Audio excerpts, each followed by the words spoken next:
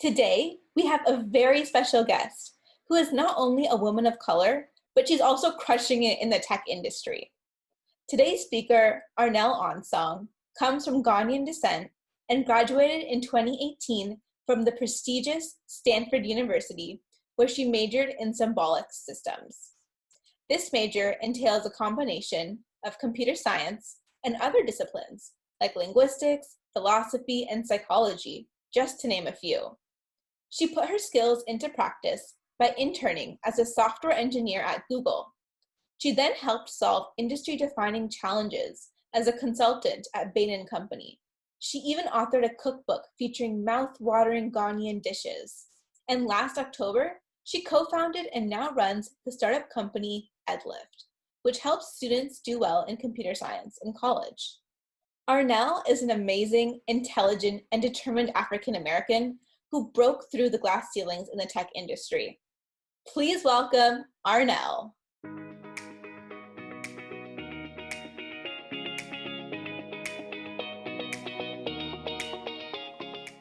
So thank you so much for joining us today, Arnelle.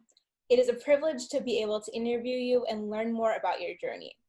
Let's start off by exploring a little bit about your upbringing. Can you tell us a little bit about where you grow up and also about your family background? Yeah, I'm really happy to be here as well. I grew up in Connecticut. My family's from Ghana. Both my parents immigrated from Ghana in the 90s. And I grew up on the East Coast in Connecticut and lived there all my life and then moved out to California for college. And I've been living in San Francisco since then. And while you were, moving, like you said, you moved quite a few times, and then your family also came from a different country. So what kind of exposure did you have with like the engineering and the computer science fields when you were younger? Yeah, very little. So both my parents are nurses, and my dad actually studied civil engineering in school, but when he came to the US, became a nurse. And so I was very familiar with medicine and also law. I feel like those were like the two big options for me growing up. And so it really wasn't. And then I went to boarding school for high school that was like pretty liberal arts focused. And so I didn't really experience computer science or engineering really until I went to college. And I went to Stanford for undergrad. And it's in the heart of Silicon Valley. And so I was kind of bombarded by like computer science and all of the wonders that you could do with it. And so that was definitely my first like pretty big exposure. It was in college versus in like high school or middle school. Yeah, really didn't enter my mind as a potential option until I was in college.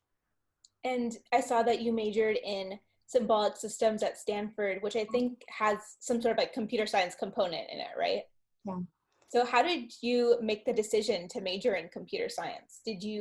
Were you inspired by your peers or your community, or did you have like maybe like a revelation moment? Yeah, it's an awesome question.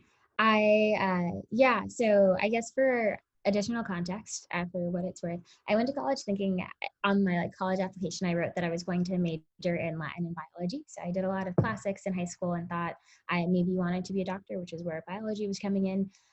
But then I went to college and took like philosophy classes and psych classes and really liked them first quarter. And then second quarter, I took an econ class and my first computer science class. And I also really liked that. And I think people said like your freshman year, like take lots of different kinds of classes, figure out what you like. And I ended up liking a lot of the things that I took.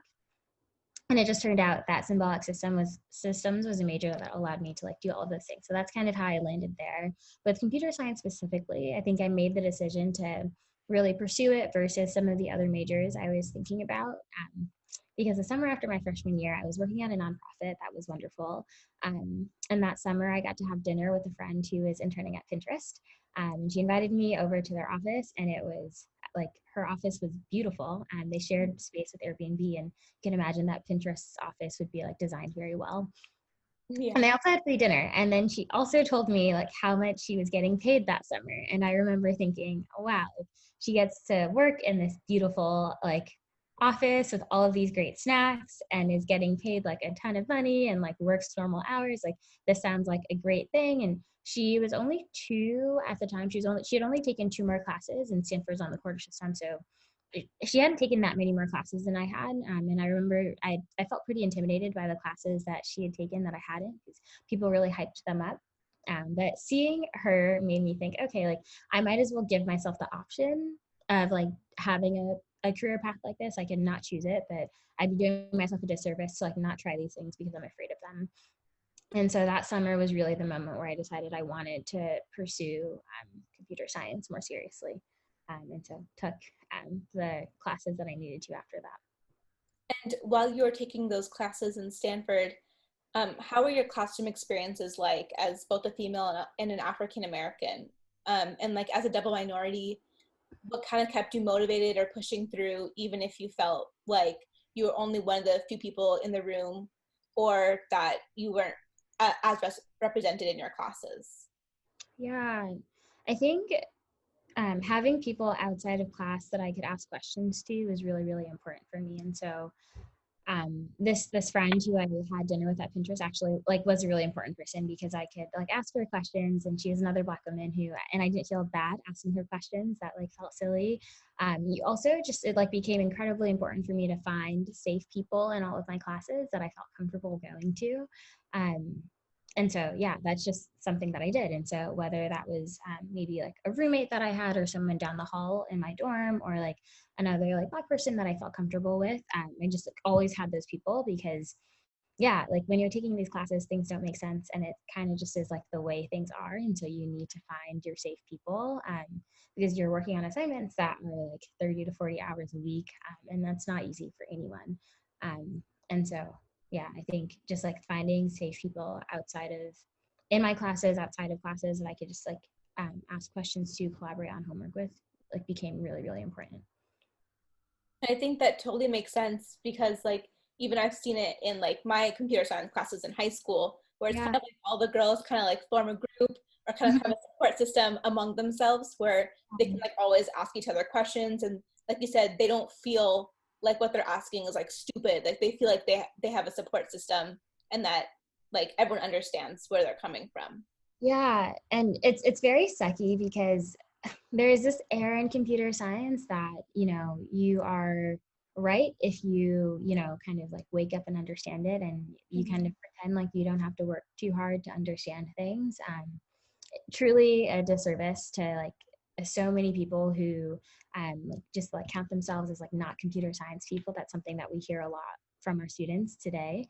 And yeah, and it's just like everyone learns things. And I think one of the reasons why computer science feels so hard and so removed for a lot of people is that like Cape Center released a study, but it's like 96% of high school students in California like don't take computer science class before they get to college. And so like, of course, it feels like a very new and hard thing. And if you're sitting in a class with someone who has seen it for years and years and years, obviously you're going to feel like you're not as good. Yeah, and so just giving yourself the space and time to like learn in the way that you need to learn is like really, really important.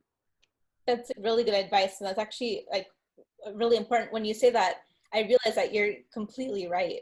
Like if for some reason there's like the stigma behind computer science that like you have to go into like the classes already knowing like how to code or having coded since you were like 5 years old. So that brings up a really good point. And now you're the CTO and the co-founder of EdLift.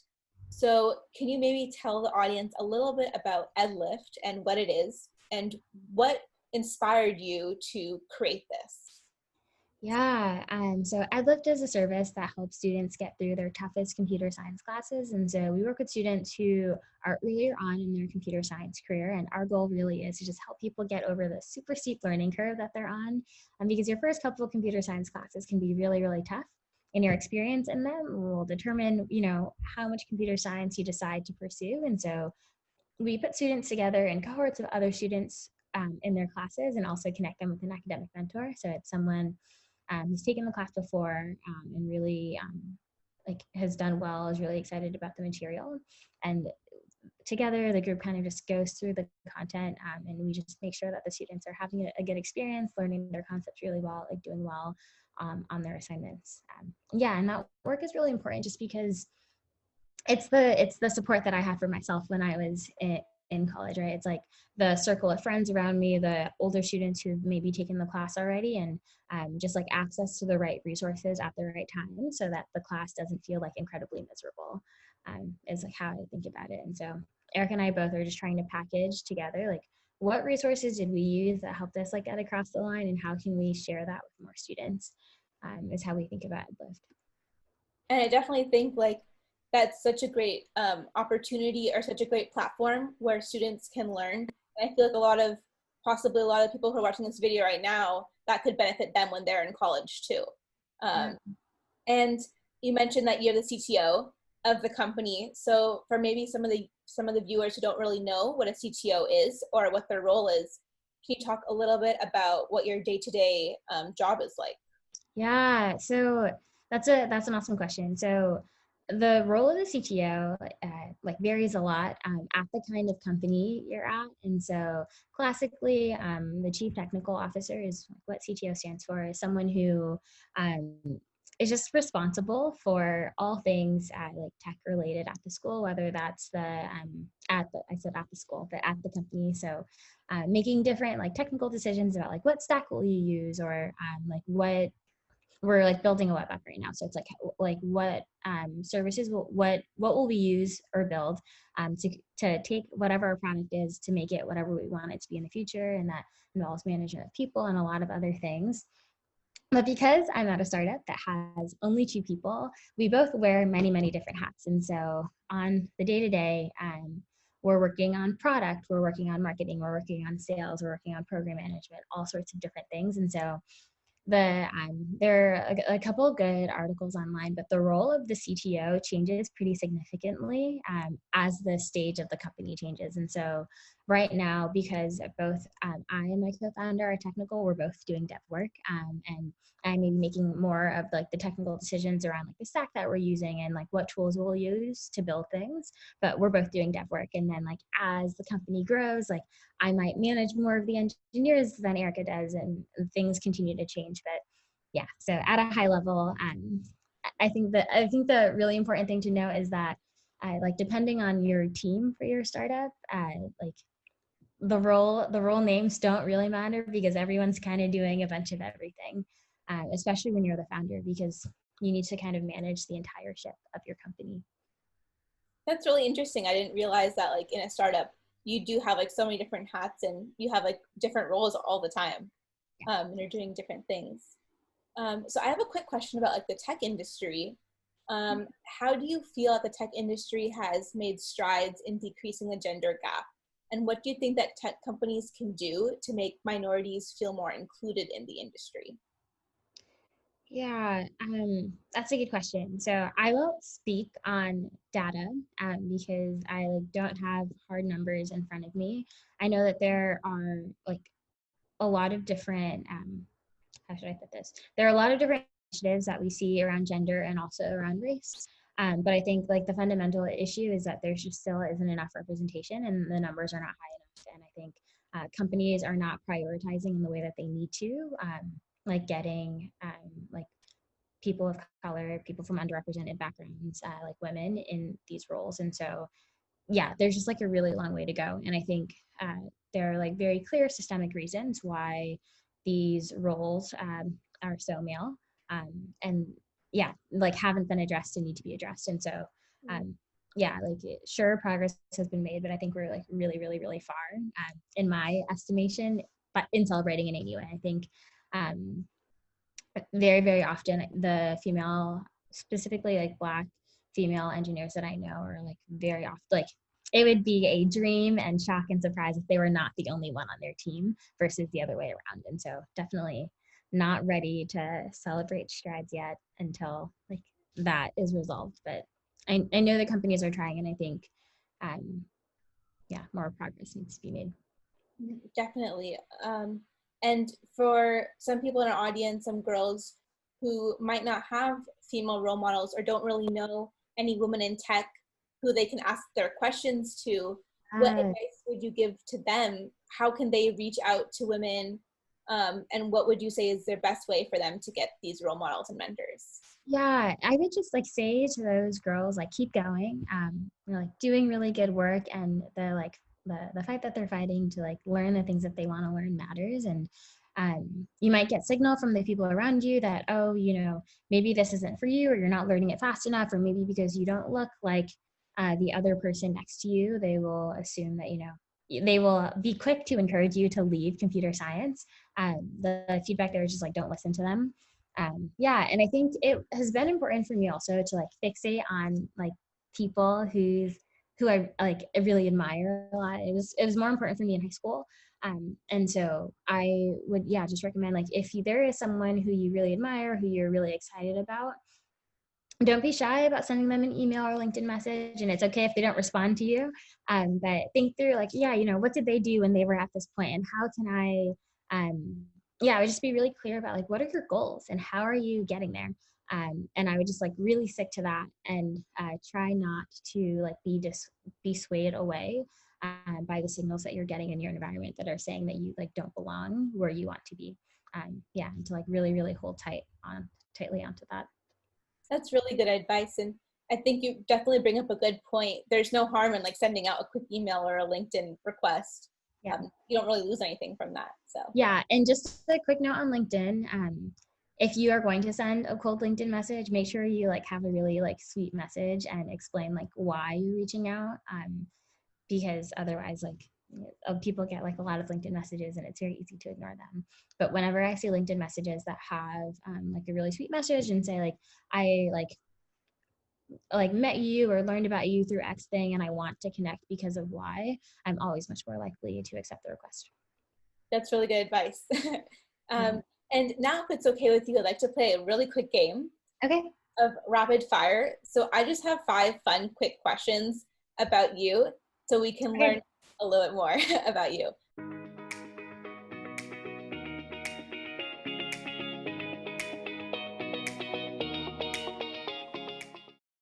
All right. So my first question is, what advice would you give to your younger self? Definitely listen to, I think my intuition is good. And I think I'm in the process of like relearning to trust my intuition and my gut. And so listen to your intuition and gut more often. And like, don't be afraid to advocate for the things that you want. I feel like a lot of times we, especially as women, are told to like not ask for the things that we care about or want. And like, we're being too pushy if we ask for it, but like ask for all the things you want. And if people say no, they say no. But like, you're definitely doing yourself a disservice by not asking. I know that was not a quick answer, but that's my advice. I think that's something that we could all work on. So absolutely. The next question is, what is your favorite ice cream flavor? I just had ice cream. I think San Francisco has a lot of really, really good ice cream. Matcha ice cream has like quickly risen to like a top favorite for me. I don't know if people know about Humphrey Slocombe, but they have a wonderful matcha doodle flavor. I love matcha. Yeah. Once the shelter-in-place lifts, where is the first place that you're gonna go? That's a great question. Wow, I don't know. I really, there are a lot of concerts that I really wanted to go to this year that I obviously am not going to. And so I probably will let myself book tickets to like a fun concert. Maybe like travel internationally. I have family in Ghana that I want to see that I haven't been able to see. I also haven't been home in a really long time. My family's still in Connecticut, so maybe there. And speaking of this culture, we know that you're the author of a Ghanaian cookbook. Oh, yes. So, what's your favorite dish from your cookbook?